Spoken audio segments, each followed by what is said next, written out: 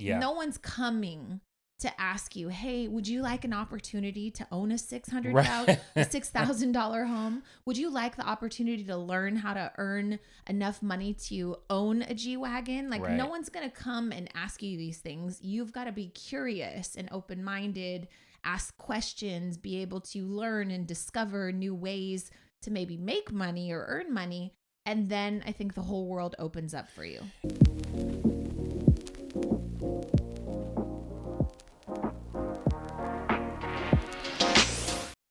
Hey guys, welcome back to the Push Podcast. I'm Janelle Copeland. And I'm E. Copeland. You got a little lint on your eye. Can I just get that for you? Please, thank you. Speaking of, I had a what in the world? Yeah. Someone told you at a party recently that you had lint on your head. No. So someone told me. So I was sitting down and someone at a party, and someone looked at me and they saw something on top of my head. And for whatever reason, they thought it was like a mole or a beauty mark, whatever you call it, people. I say beauty mark, but I think on a guy it would be a mole. It's whatever. Okay. I find myself beautiful, right, in heart and inside. Mm-hmm. And so they said, I can help you get rid of that that mole on top of your head. And I was like, a mole on top of my head, like. Immediately I thought if it was a mole and you can see it, that means it's very large, right? And it's something that's probably sticking out. And so I rubbed my head and I go, "Oh no, that's lint." And they just kind of sit back and said, "Oh," not like, "Oh, my bad, I confused that with." But then I asked, "What would you have done?" Right. What were you gonna do? And they said, "Oh, you just burn a needle and then you just cut it off." And I said, "What?" Like that, or doesn't, you just go to the dermatologist, right? You cannot just be performing surgery on people. And so that was my what in the world. Like, well, people that I follow on TikTok that are dermatologists, you know how they like show the video and then they rate it, like, oh, this is a 0 out of. I give this a 0 out of 10 for sterilization, for a procedure, no gloves.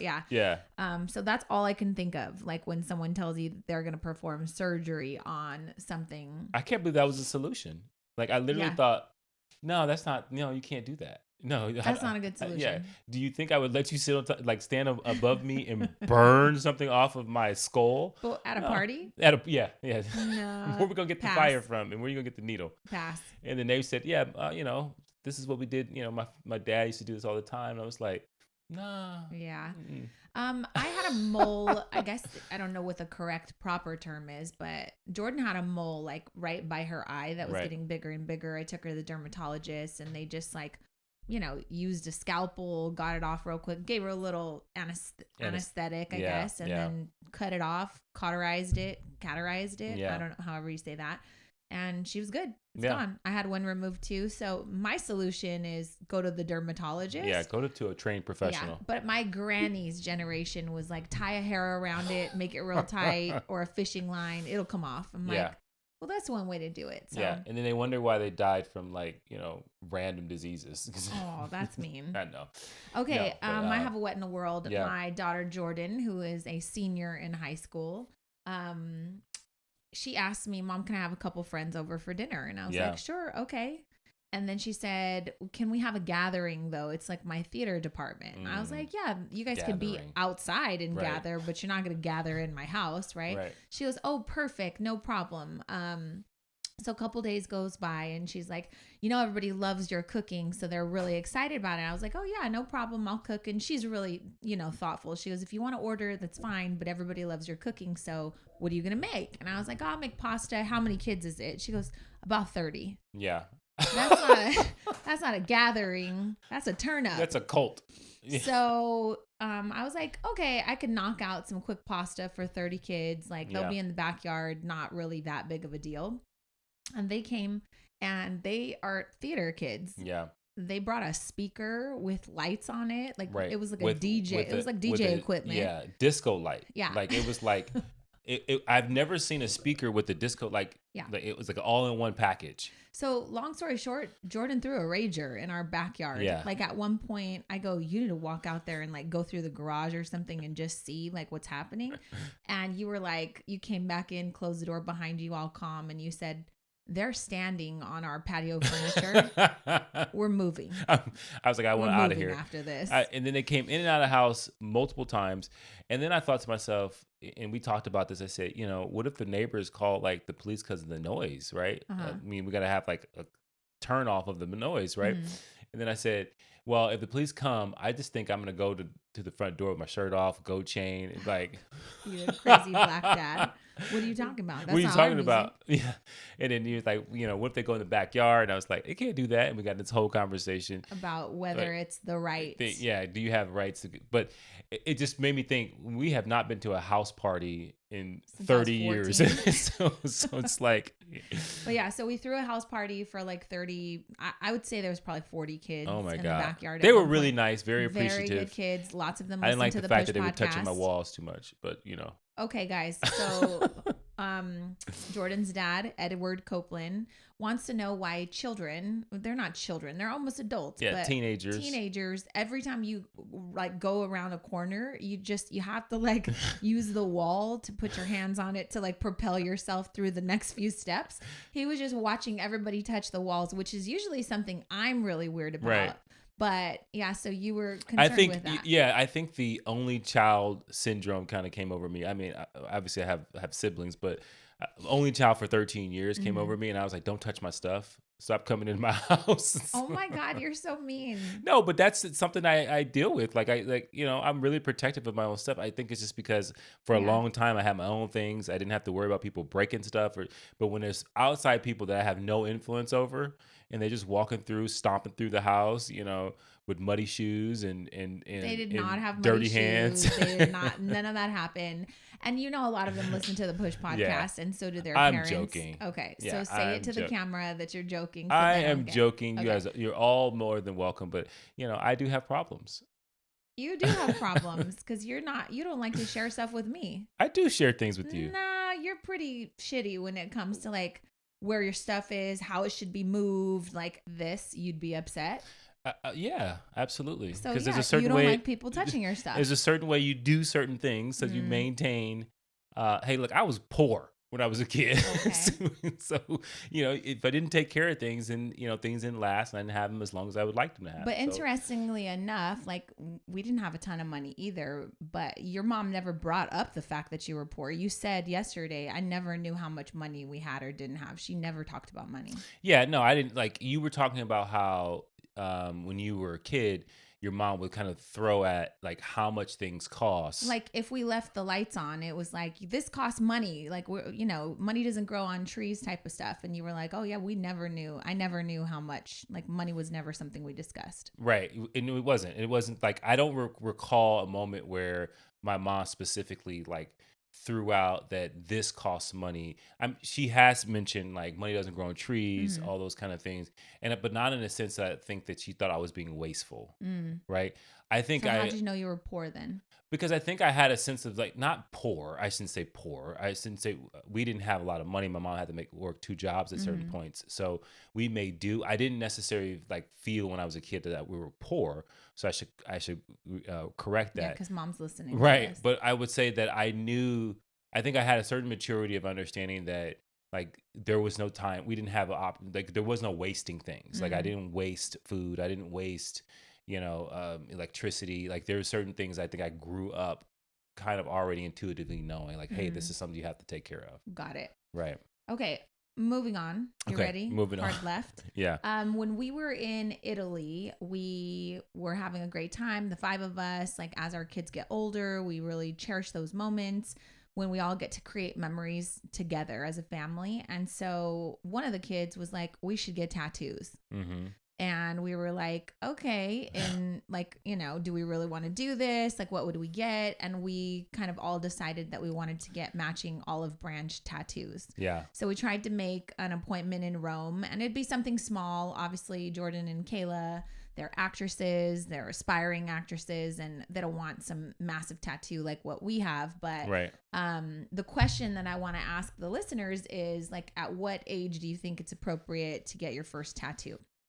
Because our kids are 21, about to be 19 and 17. Obviously, Jordan's not 18. But to me, my rationale behind that is her very first tattoo is something meaningful that she wants to get that represents her family and memories and something that's important to us.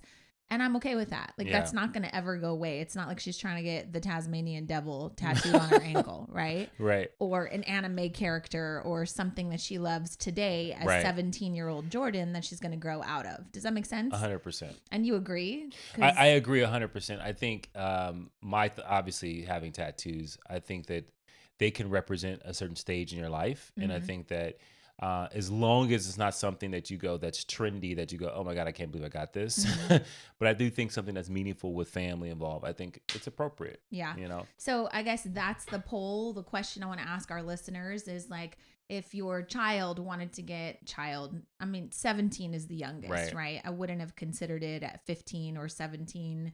But I think she's going to be 18 in the next 7 months or so. Right. And I feel like it's meaningful. And so we're going today to do that. Yeah. And she's super excited. Come as you may, all the judgers. But yeah, I think care. People have feelings about tattoos. Yeah. And a lot of it is rooted in how they were brought up and conditioned. Right. And so we understand and that. Maybe it's generational. It's generational. And we are in a place where tattoos have become really, really acceptable. I mean, you think like what tattoos meant in the 90s and then 2000s, and how now you can go and to work and have your full sleeve done and not it being an issue. Yeah. It's been normalized. But I know we know that some of y'all have some, whether it be religious things or whatever it is that's hung up on that. But we think it's something that's good for her and she wants to do. Well, a couple of months ago, I was with another family member that was turning 18. We were talking about her getting a tattoo, and one of her mom's friends said, "You better not do that. That's so tacky. Like, people are going to judge you." And I was sitting there with my tank top on, looking down at my arm, and I didn't have anything to say. I just made eye contact with my niece, and I just looked at my arm, and I was like, well, there's so many things wrong with that statement. Not so much the fact that it was, it could be offensive, your audience, right? First of all, but we and this is a big thing especially for girls.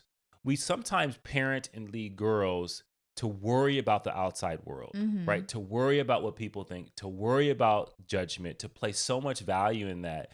And saying that to her, not because of like, hey, make sure you're thinking about it. You want to get something meaningful. You don't want to look at it and say, oh, I wish I didn't get that. Totally different conversation. Instead, you're like, people will judge you, and tacky is subjective. Again, you're talking about someone else. But so I just want to tell people, like, we have to stop doing that. We don't do that with boys so much, right? I think that when we talk about girls, we're like, your self-image, how people see you, how you're perceived. That's so important. And then we wonder why they grow up self-conscious. Yeah, worried about the world and how they look, and they grow up in this mindset of comparison. So it starts with those little statements like that. But that is hilarious that she didn't know, understand her audience. And I think there's been times where we've been guilty of it that we didn't know. I know, the girls always say, you told them, those jeans don't look flattering on you, right? Right. Well, they like those jeans, so they want to wear those. I know that I've said, you need to put a bra on. Right. Why? Right. Because that looks ridiculous. Right. But again, it's catching yourself knowing, if you want to walk out of the house and you don't think that's ridiculous, then you should do that. You know?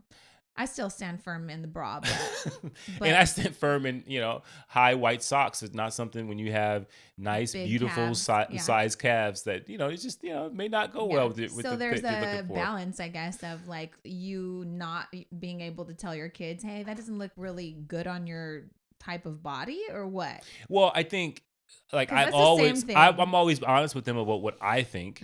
But one of the things they're really great about is they do whatever they want to do. Yeah. So they're also Dad, that's old. Yeah. They're whatever. It looks, I like it. Yeah. And then I think sometimes I make them a little self-conscious of certain things. Yeah. But I'm just trying hey, I'm your father. I'm going to give you what I think looks good for you. And you do what you may. But I would probably say that I'm pretty good with not saying, what will people think? Yeah. What will your friends think? I never say that. Yeah. I always here's my opinion. I think I want you to look good for the outside world. I'll just say, as a business owner, as a bakery owner, one of the things we talk about in our Passion to Profit course is you feel like shit all the time because you're never putting yourself first. Like, it wouldn't hurt for you to wake up in the morning, put a little effort into your hair, put on some clothes that make you feel like a business owner versus a baker that's about to be covered in frosting. So I think doing certain things to feel good and look good will give you confidence, but there's a line of what you're talking about, and that is like telling somebody not to do something because of what other people will think. Yeah. And so you got to find that line. And I think that that's something, it's important. I think people have to understand the difference between, right? Like waking up and saying, I'm going to put myself together because when I look in the mirror and when I approach the world, I want to feel really good about what I'm presenting to the world with confidence, with an understanding that this represents what's in the inside. Because I'm not naive to the fact that, you know, the way we interact with the world is very important when it comes to your career, you're running a business, whatever it is. And so you're not going to escape what people think about you. But what I'm saying is don't put the weight in what you do based on what the world may think about you. You have to try to stay as close to your authentic self as it continues to change and evolve as much as you possibly can. Otherwise, you're going to be in this place of not feeling fulfilled and feeling dissatisfied with yourself because you'll never meet the expectation to the world because that's always fleeting and moving. Yeah. Like one thing I can just say, and then we'll move on, is like we do a lot of video content. Like we film and record this podcast. It goes on YouTube. It goes on TikTok, Instagram.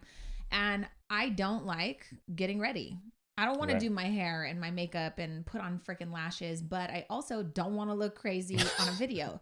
Not because I think other people will say mean or hurtful things. I just want to put my best self out there. Yeah. And so like that's something as a woman we should be like aware of. Is like you don't have to get done up to do all of your TikToks or like social media posts. I don't agree with that. That's silly. Like just be your authentic self.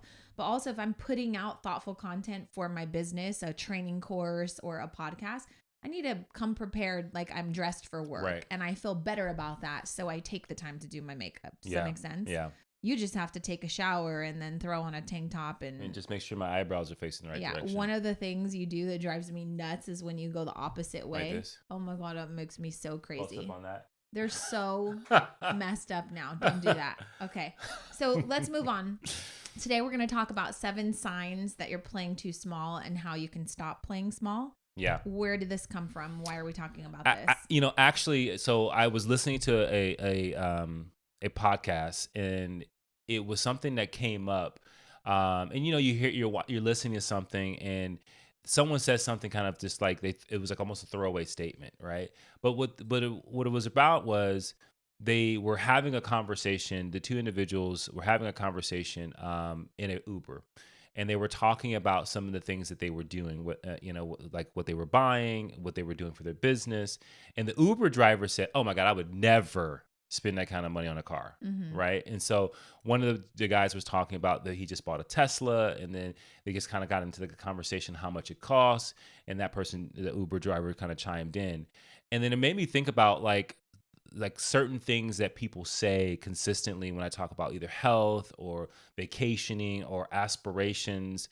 And I asked some people that I was interacting with, and I said, what is something if you had, all the money in the world that you would never buy? Right. And it was, I can't think of one thing. Yeah. And it was like, I was curious, and some of them said I would never buy a yacht. And I was like, I'm for sure buying a yacht. Yeah. And then some people said I would, they would never, buy too big of a house. And so I for sure want a 6,000 square foot house for 2 people. And so it made me think about, and this is not so much, and I don't want to get people to call up in like a materialistic thing, but it's like, you don't know what you would do if you had the money that many people of great wealth have. You have no idea what you would find interest in, or what you would see, hey, this is where I want to put my money in because this is what I want to do. This is every day I wake up in the morning, I want to wake up to a large piece of land, whatever the case may be. You have no clue. But oftentimes I hear people mostly speaking in a talking small, or looking at things from a place of like their current situation, or the fact that they've hampered or they simmered down their dreams because maybe they don't see it in the cards for them, or maybe they don't think they're capable or they're enough, or they don't want to do the work that possibly may go into that. So that's kind of where this came from. Yeah. So for me, just to kind of clarify, because it's not about the materialistic things, but we recently were in Italy. We saw off the island of Capri these mega yachts, and we were like, what would it be like to even know someone that owns one of those? I just want to experience it. So like looking into, well, what would it cost to just stay on one overnight? Like that intrigues me, right? And so I think, to your point, it's a little bit about exposure. Like if you've never had exposure to those things, you think it is out of range for you, right? When you say, when I said I would love to own a 6,000 square foot home, immediately I'm thinking I'd host retreats. I would host all the Christmas parties. Like I would gather my family. Like those are dreams come true for me, not because of the size of the house, but because of what I could do, what memories I could, make in a house like that. Does that make sense? 100%. Also, like a lot of people that are buying G-Wagons, like people, I would never spend that kind of money on a car. Well, you know what? They probably own a business. That car weighs over 6,000 pounds, which means it's 100% capable of being written off for their business. People don't know those things. So from a place of you being a current Uber driver that can't even consider or fathom ever having the money to own something like that, you say something like, I would never. Right. And that's kind of what we're challenging you with in this episode is like, what are you saying? Oh, I would never, from a place of current versus a place of like imagination and exploration and kind of just like adventure and thinking bigger. So that's what I hope that you get out of this episode. So there's 7 things, and we got this from Huffington Post. So we'll link the article in the show notes, but number one, the number one sign that basically tells people this is a sign that you're playing too small is something that I think has gotten me, not doing this has gotten me the farthest in my life, which is, I always say closed mouths don't get fed. Number one is you wait to be asked. No one's coming to ask you, hey, would you like an opportunity to own a $6,000 home? Would you like the opportunity to learn how to earn enough money to own a G-Wagon? Like no one's going to come and ask you these things. You've got to be curious and open-minded, ask questions, be able to learn and discover new ways to maybe make money or earn money. And then I think the whole world opens up for you. Yeah. And God, this is interesting because this is something I think has plagued me for a long, long time because like I was not geared mentally to ask for things or to ask for that promotion or to ask for that raise or any of those things. And so I think I've mentioned on a past episode, like sometimes I remember feeling like, wow, when is someone going to notice me? It's like a pick me attitude. out of obscurity, just to get plucked out of the crowd because someone notices something special in you. But that's a lot of assumptions, right? Because one of the things that we know about human beings is that mostly human beings are focused on themselves, right? And then they're also looking at what you can contribute. So you have to raise your hand and you have to tell people what you can contribute. But I think seeking permission or an invitation to me can leave you on the sidelines for a very long time. Well, if you wait to be asked, the opportunity may never come. Right. And so for me, like since we've been married, I've always asked. I asked for the raises. I asked for the promotion, the transfer. I asked questions that may have made me look foolish, but I'm like, whatever, I'm here. Right. And I don't know the answer. And I want to know how I can and how am I qualified and what do I need to do? And I wish somebody would not give me a job and then I don't ask them. So why didn't I get it? Right. Like I'm going to make you feel uncomfortable because I ask so many questions. So, and I think some people feel like, and I know that I'm in this camp and I'm working on like raising my hand. I've been doing that more, but I think some people think that hard work is enough and it's not. No. Right. Hard work, you showing up, being consistent, it's just not enough. Right? And I think no one's going to tap you on the shoulder and be like, hey, you know what? I think you might be eligible for a promotion if you just, threw your name in the hat. Like that doesn't happen often. You got to show a bit of hunger. And if this is how you know it's true. If you know that there are individuals that have succeeded or surpassed you in a career or a business, and you know that you have more talent and more skill than them. And we've all seen it before. A lot of times it comes down to the fact that they just raised their hand. Yeah. A lot of times it comes down to the fact that they were willing to put themselves out there, and you were in the shadows thinking that your quiet, hard work was going to be something that shined through. And it's just not the case. And we talked about this in a previous episode, like questions that are harmful, asking why. Right. Why is this person winning when I'm so talented? Why is this person getting all this recognition? Why does this person have so many followers and I'm struggling? Ask better questions. Right. What are they doing that I can maybe, take a page from? What opportunities are they searching for that I don't even know about, right? And so asking what questions will help you, I think, take better action versus victimizing yourself, staying stuck, waiting for someone to pick you or tap you on the shoulder or an opportunity to find you. Sometimes you got to find those opportunities yourself. So moving on to number 2, we see this a lot in our students who are business owners that we're trying to coach and, get them to put themselves out there, but fear completely holds you back.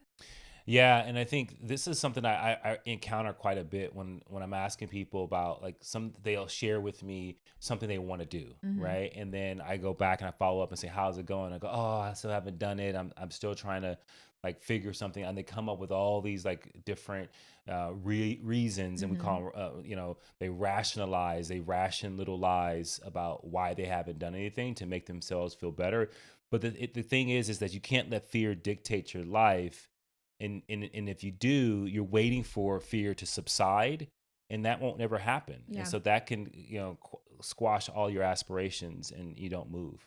And I think you build the confidence from action. Like you do it once and you're like, "Oh shit, I didn't die. Oh shit, that wasn't that bad." And then you keep at it, and with the practice comes the confidence. So that kind of segues into number 3. The number 3 reason why you might be playing small is because criticism crushes you. It's too much to fathom, somebody coming for you and saying something negative or providing feedback that might hurt your feelings. So if you're someone who's easily crushed by criticism, you're probably playing really small. Yeah, because feedback, this is when it's like when feedback, instead of it driving you or building block for you, it impairs you. And what I mean by impairs you is that it becomes this thing that now you're focused on instead of focusing on the possibilities and the potential of doing something. Because there's nothing in the world that was built off of, everything working out perfectly. Right.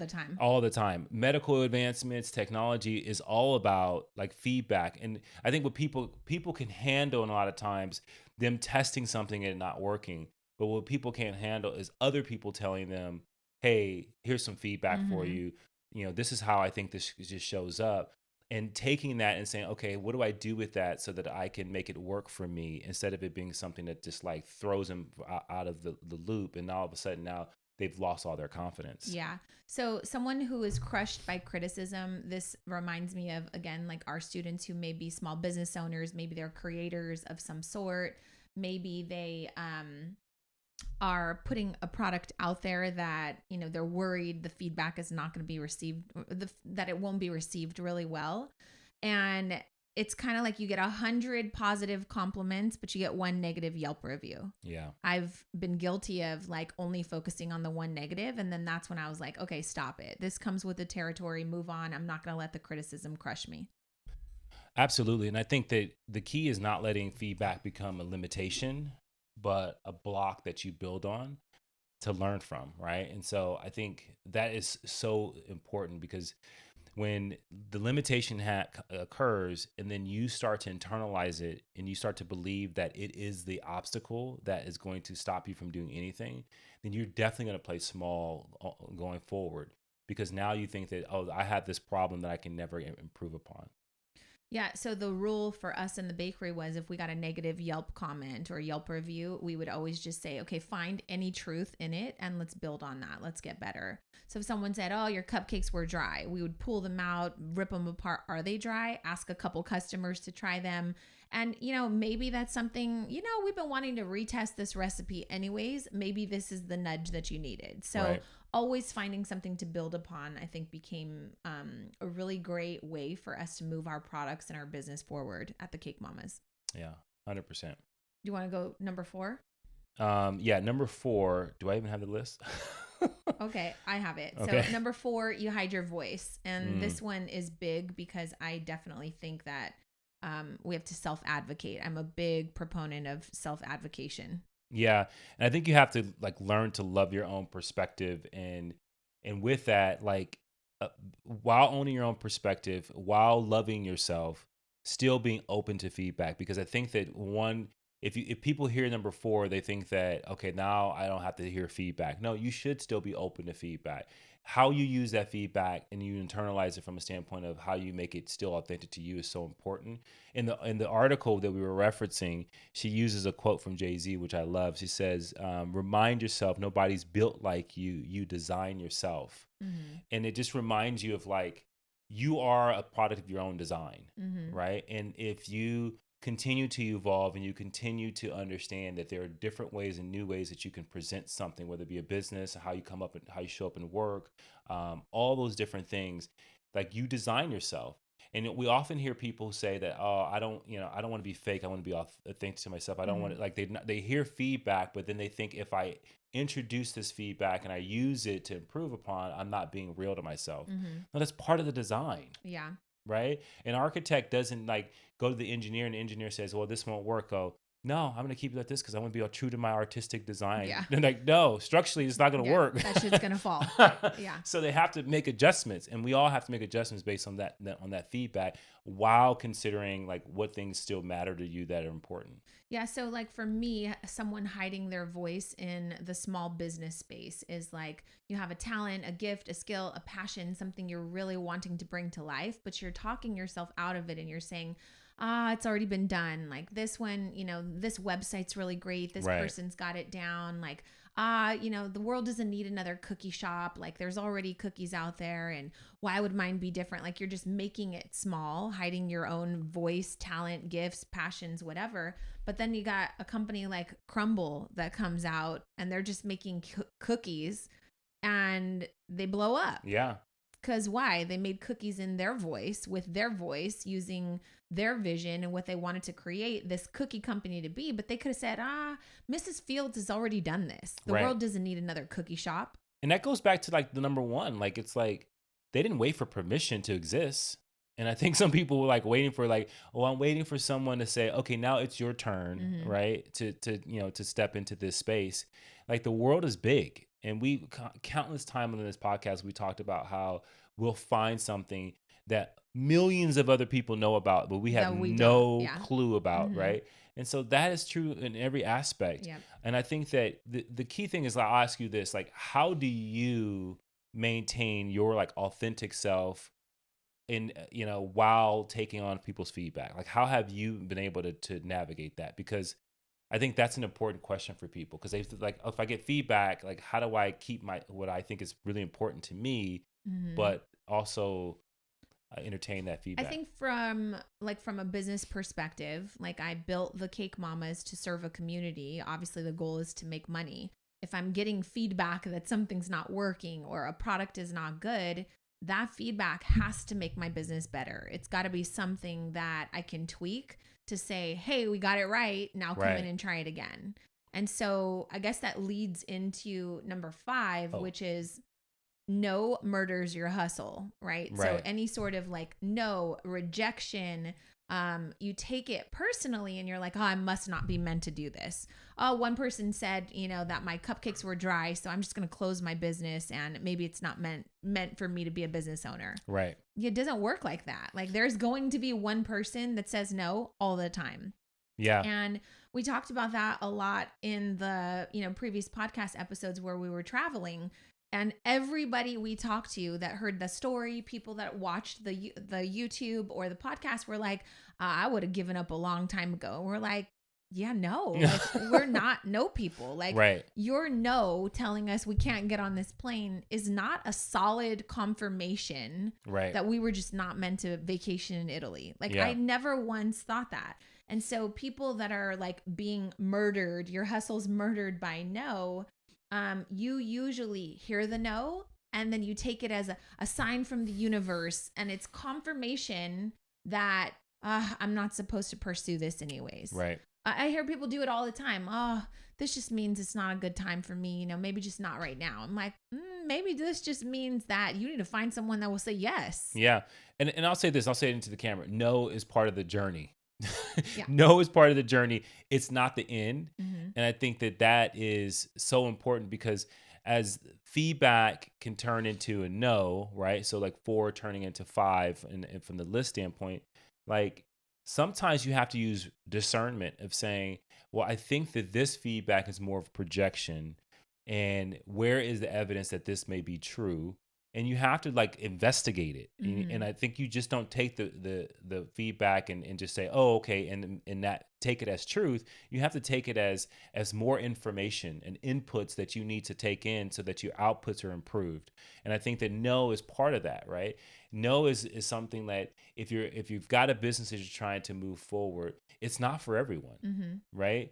And it's going to be for people who appreciate and value it. And if it's if it's an idea that you have that you value, there is a sector of the world that values it. It may be small, it may be very large, but just know along the way, the no's are going to point you in the right direction to where those people are.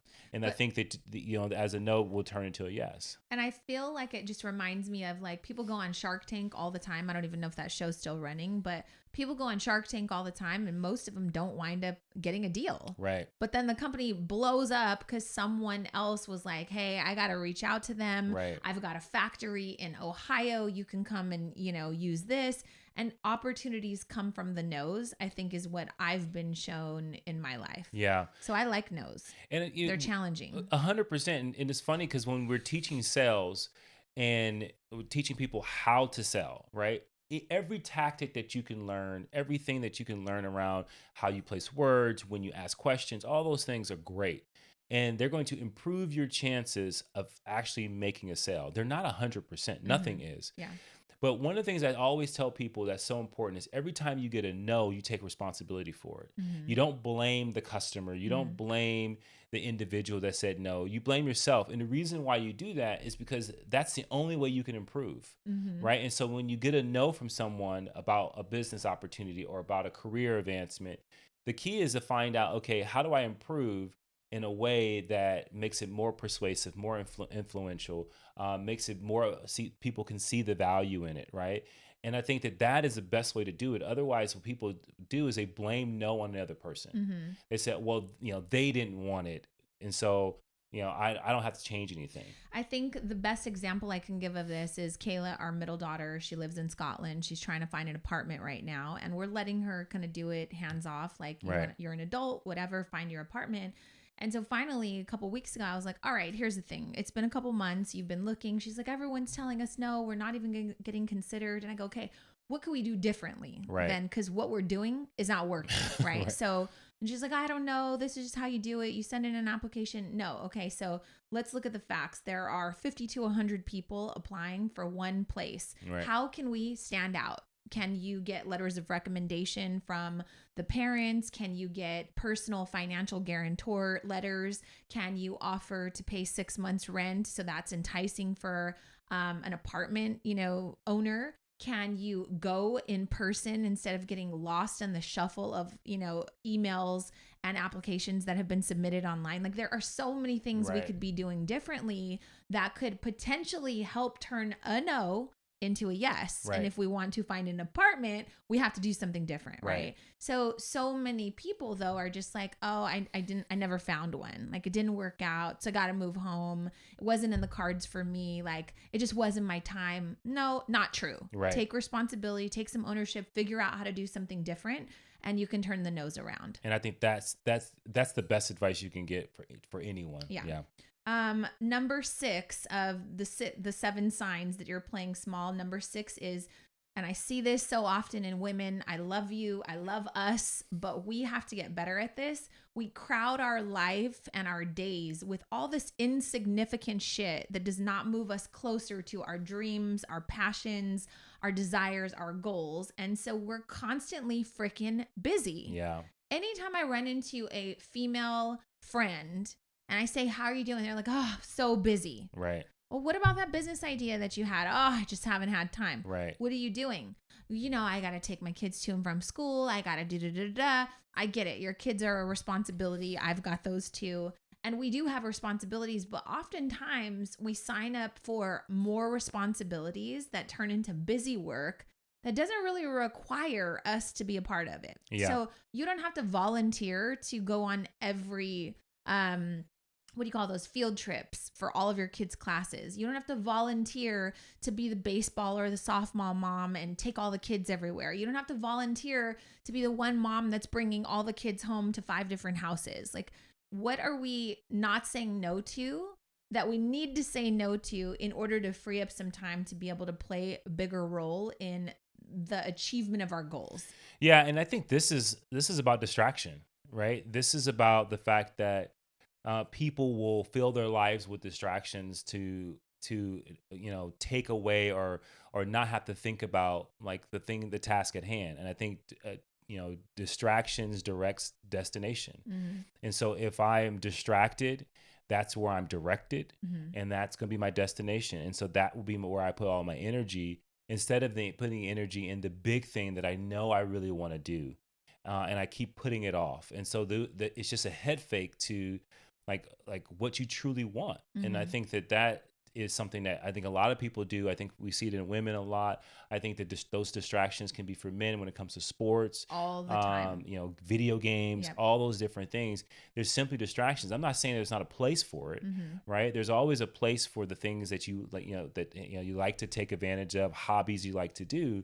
But when they start to really absorb your dreams and they become your destination and you start to like direct your day based on those things, then that is when you actually are playing super, super small, because there's more to life than just running errands or getting home and playing video games.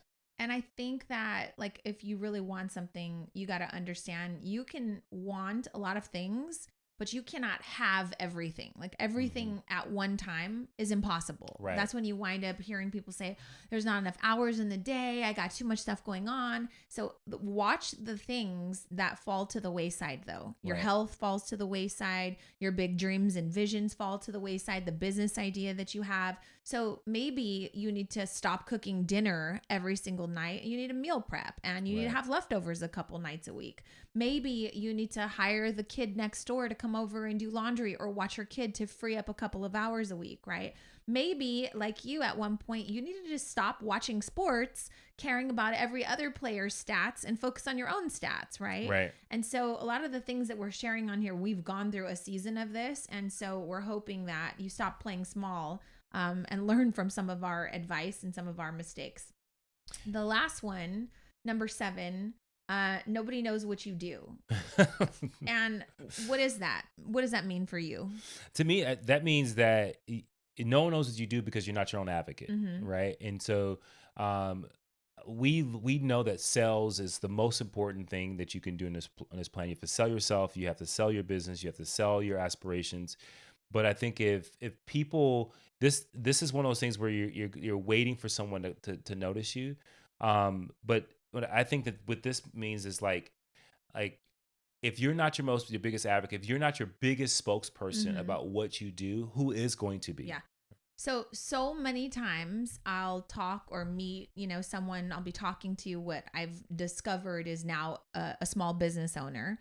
And I'm like, oh, but what do you do? Oh, yeah, I just have this little blog on the side, Oh, I just started making treats from home. Or, right. Oh, I just take the occasional photo of family and friends. And they always put it down. Right. Like, oh, it's just a small thing that I do. Rachel Hollis said that she did this when she'd be at family parties and said, I just have a little blog. Well, the blog was making $1 million a year. And you're just still kind of belittling it. Right. And so when I go to these like baking conferences and I'm a speaker, people come up to me after and I always ask them, oh, tell me about what you do. Oh, I just have a little, small business. What do I do every single time? Yes. They say, stop playing small. Stop playing small. Stop telling people that it's a small business. Do you want it to be a small business? No. Okay, stop like manifesting it. Right. Make it a big deal. Like you're going to be the only person that ever advocates for the thing that you're passionate about. And so what nobody knows about you, nobody knows what you do. like what that means is you're playing small by kind of minimizing the importance of it in your life, and you're putting it on the back burner probably, and you're not giving it the credit or the relevance that it needs to be able to not be a small thing anymore. Yeah, and I think it allows you to fail in silence or fail in secrecy, right? And what I mean by that is like, if you don't proclaim to the world what you do, then it's very easy to stop doing it and no one notices it. Yeah. And there's no one holding you accountable for the thing that you put out there saying that you would do. Because the reality is that we struggle with our own kind of self-integrity of saying, I said I was going to do this, I'm going to go out and do it. And so we sometimes rely on, when we put things out to the outside world, now we think people are relying on us to deliver on what we said we were going to deliver. And that can create some motivation. That can accountability. The accountability can create some motivation. It can keep you like really focused on, okay, well, I told these most important people in my life that I was going to do this. And so I need to stay with it, instead of it being one of those things where I in secrecy, I just stop. Yeah. Right. Because I never told anyone I was working on this. They don't know that I'm working on this. So no one's counting on me. And so it's very easy for me to kind of put it to bed when I get hit with all these other things like or feedback or fear. So I love it on this article, the Huffington Post article. It says, no one's going to search for your fairy dust. So either you sprinkle it on them or they'll find someone else who will. Love that. And I will just tell you, this happens anytime I want to hire a contractor. If I was looking to get quotes on having my pool remodeled, I noticed that these business owners come in and they're either really good at talking about their business, or they're like, yeah, I'll get back to you in a week or so, give you a quote. Like, you didn't sprinkle any fairy dust on me. Right. So guess what happens? The next guy comes in and he's really great about, oh yeah, what do you think about this? We could do this. That's sprinkling fairy dust. Sell me on your shit. If you have a business, I want to feel like I'm making the right choice. And so I think you need to sprinkle fairy dust all day long. All day long. So I hope this episode was informative. I hope it gets you to think that you might be playing small in different areas of your life. Yeah. In ways that maybe you're not recognizing. So that's what the Push Podcast is about, right? Giving you perspective of things that maybe you're just kind of, I don't want to say stuck in a rut, but it's like become your everyday kind of norm. And we want to shake that up a bit. Yeah. And the last thing I'll say about this is when we were talking about like what you would do if you had endless amount of money, it's the reason why we connected it to this topic, because I want people to really capture this, is if you didn't have fear, what would you do? You would do a lot of things, right? If you didn't worry about feedback, or if you weren't stopped by feedback, if no didn't bother you, if you raised your hand and you put yourself out there, if you were your own advocate without shame, like what would you do? And I think that that's the same thing. If I said, if I gave you $1 trillion, what would you do? And I think that you don't know. And that means anything is possible. Right. And so I think that you have to stretch yourself to the limits of what you physically can do. And I think you have to see what can I possibly do? If I removed all those things from my life, what would I be able to accomplish? And I think I do that often. Like I was bike riding at the beach the other day, and I looked up, how much are these houses? $36 million for a beachfront property in Los Angeles County. That's absurd to me, right? But I didn't say, I would never spend that money. I sent you a message. I said, we got to figure out how people are able to make $36 million to live in a property like this. Right. What are they doing? What do they know that we don't know?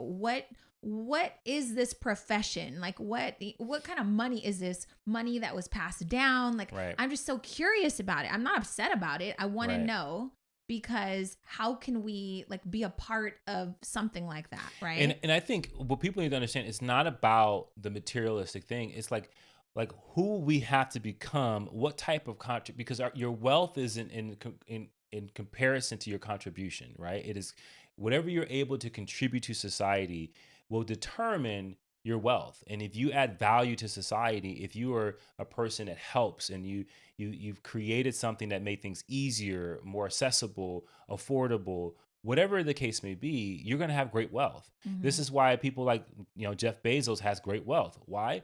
Because now we can buy things at a click of a button and it's at your doorstep the next day, right? 30 years ago, 20 years ago, that wasn't even a thing. He made that possible. So now people's businesses move faster. Your life moves faster. There's one less thing that you have to do. So he's added value to your life. And so that's why he has great wealth. But I think that those are the things that you have to like understand is like he had to become something in order to do that. Yeah. Right.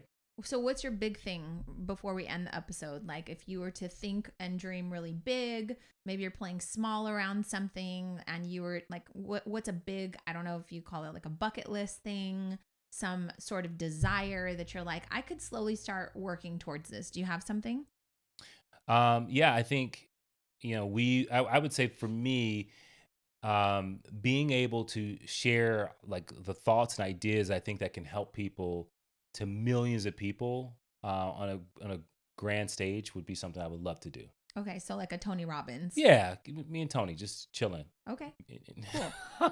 For me, my big thing, like as of last night, is I want to take a 6-month vacation. Oh, you mentioned that last night. Yeah, you were falling asleep. You didn't share my excitement. So maybe I'm going without you. But immediately I was like, okay, how could you go on a 6-month vacation? Like, I'm not talking about just like to Iowa. Right. I'm talking about like travel to 20 countries in 6 months. Right. Like, how much do you think that would cost?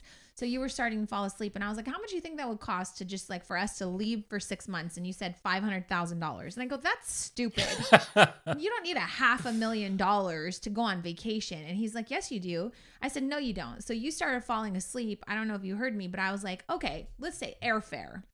If you book it ahead of time, you're going to go one place really, really far. And if the flight was really expensive, it'd be $1,200, right? So let's just say $2,400 to get somewhere really, really far from California, right?